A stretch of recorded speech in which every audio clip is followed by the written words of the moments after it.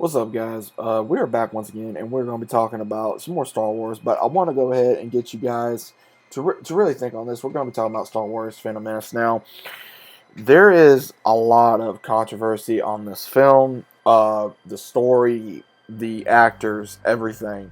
But I'm just going to go ahead and give you guys what I'm taking from it now. Now that the Clone Wars is the series of Clone Wars is done, they are going further into how the Phantom Menace is important because looking back at it now, and I'm gonna let you guys know something. When Phantom Menace came out, it was hyped. It was like, oh man, we haven't had Star Wars in so many years, and now here it comes to '99. And I went to go see this as a kid, and I remember, and it was such a great time too, because when I was a kid, I went to go see it. They got some pizza afterwards, and I was able to get a couple toys too from the movie. So it was a great day, and that is probably one of my favorite memories of being a Star Wars fan and being able to enjoy Star Wars. But there is a lot of controversy on this movie. Did Clone Wars help it? And in ways, I think Clone Wars did help, and also there's some other things that was revealed by Dave Filoni, which I'm going to get into about, which I've been seeing so many videos on this, that Star Wars Episode 1, of course, Phantom Menace, it really sets up, of course, the story. Now, again, the beginning of how something is going to happen can be either very, very long and boring or exciting. And I think it's both, depending on what you find exciting in this movie, what you find boring. Because, for instance, the fight scene between Qui-Gon Jinn and, of course, Obi-Wan versus Maul, I love it. I still love it. I think it's probably one of the best fights that we got to see live action because, of course, Ray Park as Darth Maul was absolutely incredible. Back then, it's like you didn't really pay attention to all that. You just wanted to see the fight scenes when you're a kid and everything of that nature. But when you get when you start out Star Wars, and I think I could speak for everybody that the political side for this, and of course they put real life, of course, in this a little bit with the politics, it's very boring. It is. I find that very boring. I'm not one for politics, but they really do show how Palpatine rose to power, aka Sidious, because he was pretty much like whispering in everybody's ear of what to do. And you also find out the reason why, because when you get older, you see, okay, when you're a kid, it's like the originals are good for you, but when you become like a late teen / adult, you really gravitate more towards Phantom Menace because it really shows falling in love with someone, having to deal with the loss of a parent, having to lose a parent, having to go away from home. Because a lot of people gave, and I'm gonna be blunt, a lot of people gave crap to Jake Lloyd about Anakin Skywalker, and honestly, if you're gonna blame a kid about a performance when it wasn't him, it was just the way it was written, that's pretty messed up. And I didn't have a problem with him as Anakin Skywalker, no matter what anybody says. I think that a lot of people really just were very hateful and they really took it out on him, and I think that was wrong. And then we also got to see where where Natalie came in, and then we also get to see just different ones in there, which I found very interesting because I think that a lot of people, including Liam Neeson, being Qui-Gon Jinn, who is a very respectable actor, and of course Ian McGregor coming in as Obi-Wan, the young version of Obi-Wan Kenobi, and then seeing Samuel L. Jackson, as Mace Windu, and of course we had Ahmad Best as Jar Jar Binks, and a lot of people gave him crap for Jar Jar Binks, and when I was a kid, I'm gonna tell you guys this, I laughed so hard because of Jar Jar, because I thought he was absolutely hilarious. I'm gonna be blunt, I loved Jar Jar, I loved him, and then when I got older, I was like, yeah, he's kind of annoying. They need to tone him down, and they did tone him down in Attack of the Clones, because I think George Lucas was like, okay, we need to kind of go back and go, okay, we don't need to do this. We don't need to do this. And I think they did that. But at the same time, there are issues. There are issues with this movie, severe issues with this movie.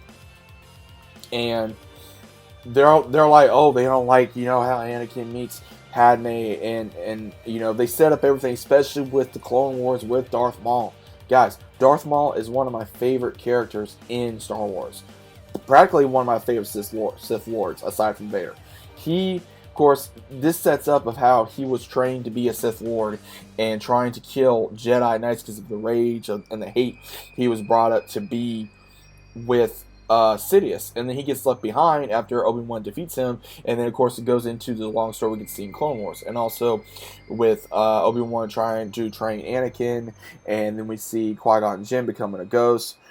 So it really goes back and forth of, okay, is Phantom Menace really needed? Yes, it is, because we do get to see a lot of stuff we did not get to see in the Clone Wars, because I think Clone Wars really set up the foundation, I think, more for Revenge of the Sith now, because we get more respectable opinions towards Revenge of the Sith, and then of course Attack of the Clones, because how it leads up to the Clone Wars. And a lot of people don't understand how, I think, which a lot of people did not realize. A lot of people did not realize that there was a lot of issues with not just the movie, but at the same time with Phantom Menace, we really do get to see how the Jedi really became more political than they did peacekeepers and ways of the Force. You know, all this, oh, we're peacekeepers, not soldiers, is what Mace Windu says. And it's like, I understand that, but at the same time, that's why Qui-Gon was more respectable, because he was thinking outside the box and going, okay, you know, we need to stay away from that, because if we do, we're no better than politicians. And I think that's necessarily what they were trying to do. And you know, a lot of people, they're like, oh, it's weird with Anakin and Padme. And I'm gonna tell you guys something. When you look at stuff like that now, you know, and you look at it at the age difference, because Padme was what, like 13, 14, and Anakin was what, 8 or 9, and he sees this beautiful girl that he's never, you know, gets his attention, and he pretty much falls in love with her the first time he sees her. And that does happen in real life, you know, whether it be your older sister's best friend, you know, or something like that. And it happens, you know, stuff like that does happen, where you see a girl and you become friends with her and you want to develop a relationship, and then later on it happens when you get older. Not, you know, when you're that young, sometimes it happens, but other times it doesn't. So I think that there was nothing wrong with that scene where he says, like, are you an angel, and all that, because he's complimenting her because he's already infatuated with her, because he wants to know who she is. And I found that really interesting, the way they kind of went that route. But at the same time, yes, it was kind of cringy a little bit. But then there was issues with the pod racing. Now, when I go back and forth with the pod racing, I think the pod racing was a little boring. But at the same time, when the game came out for Star Wars pod racing, I loved it. I played that game nonstop, and I think that's what really helped with the game, was that part of the movie. But again, there are parts within this film that I think that was just horrible. Of course, with the political scenes, some scenes with Jar Jar, dealing with the Gungans, some parts with the Gungans was very annoying. So it wasn't like, oh, it's a horrible movie. It wasn't. It's just parts about it I didn't particularly care for. Others probably did not particularly care for. And it's more important to me if you start out with the originals, because if I have any kids, I'm going to definitely try to have them watch 4 through 6. Okay, do you want to go even further, see how Anakin became Vader? Okay, yeah. So we're going to go into 1, 2, and 3.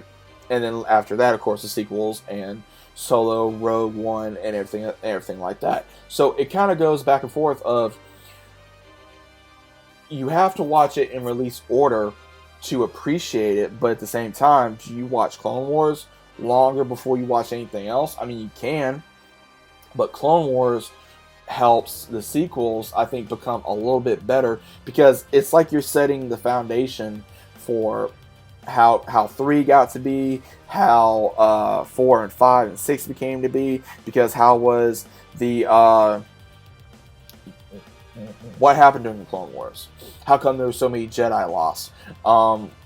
What happened? You know, why did this happen? And why did Dooku do this? And who was Dooku? And how did Sidious rise become the power? And it shows it in 1. It starts it in 1 and it ends in 3.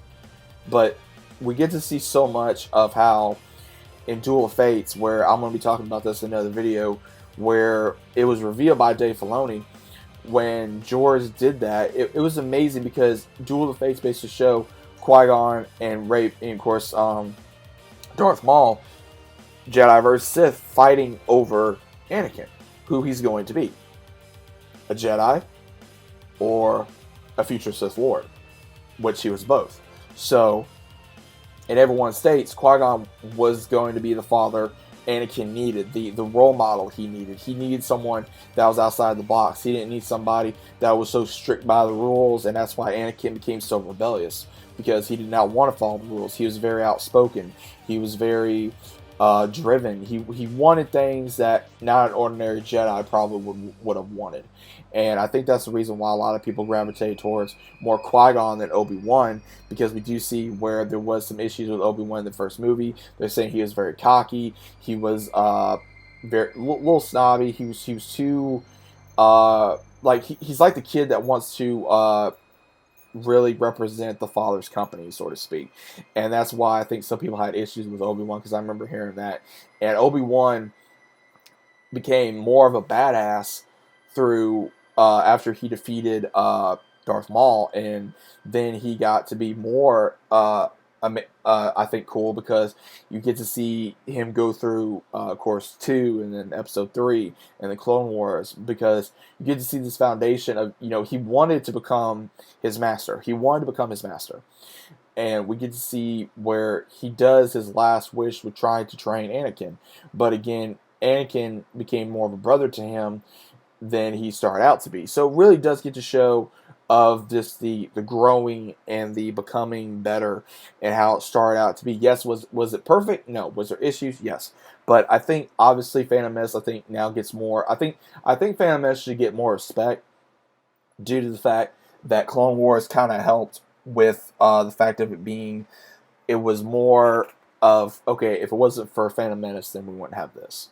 So I hope anything what I did say kind of resonates with you guys. Again, I was just trying to give points and opinions out to what I think makes more sense and what I think that would be better, because obviously there is more within there, but I'm going to make some more videos about that later on. But let me know what you guys think about this. Do you guys think Clone Wars, of course, with later on throughout the seasons, do you think that it helped Phantom Menace? Do you think it helped the prequels? So let me know your thoughts about this in the comments, and I'll be seeing you guys in the very next one.